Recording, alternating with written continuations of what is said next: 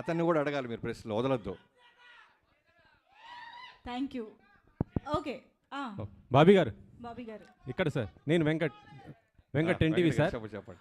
Last Sankranti అప్పుడు వాల్తేర్ వీర్యతో చిరంజీవి గారు versus Balayya గారు అలా చేశారు. ఇప్పుడేమో బాలయ్య గారు వర్సెస్ రామ్ చరణ్తో చేస్తున్నారు. ఎట్లా ఉంది ఇది? ఏంటి ఇద్దరు? చెక్. నిన్న నైట్ ఈ క్వశ్చన్ తప్పకుండా అడుగుతాడు నాకు చెప్పాడు బాబు. రాత్రి 4:30కే వెళ్ళాం ఇక్కడి నుంచి. బట్ ఈ క్వశ్చన్ మీరు నువ్వు చాలా ఫార్వర్డ్గా ఉన్నావు నా.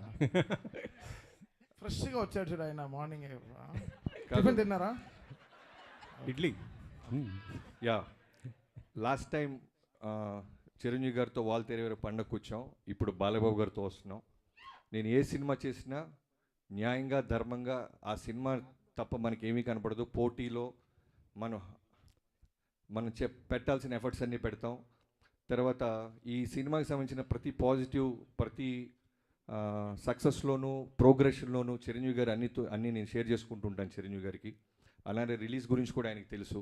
ఆయన కూడా మోస్ట్ వెల్కమ్ బాబీ అని ఆయన ఎంకరేజ్ చేసేవాళ్ళు. సీనియర్ యాక్టర్స్ గురించి మీకు తెలియదు ఏం లేదు.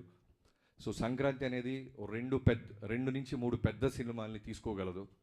సో అన్ని సినిమాలు బాగుండాలి, అన్ని సినిమాల్లో విజయం సాధించాలనే కోరుకుంటాం. బాలయ్య గారి ఫ్యాన్స్కి వాళ్ళకి కావాల్సిన ఒక మాస్ ఎలిమెంట్స్ ఇప్పుడు టీజర్లో మీరు చూపించారు కదా, ఇంకా ఏం ఎక్స్పెక్ట్ చేయొచ్చు దాంట్లో నుంచి? అదే మీకు చెప్పా కదా, ఇది just glimpse, only title glimpse. Trailer, songs, full cinema వచ్చేసరికి మీకు అర్థమైపోద్ది. Just glimpse. ఓకే. తమన్ గారు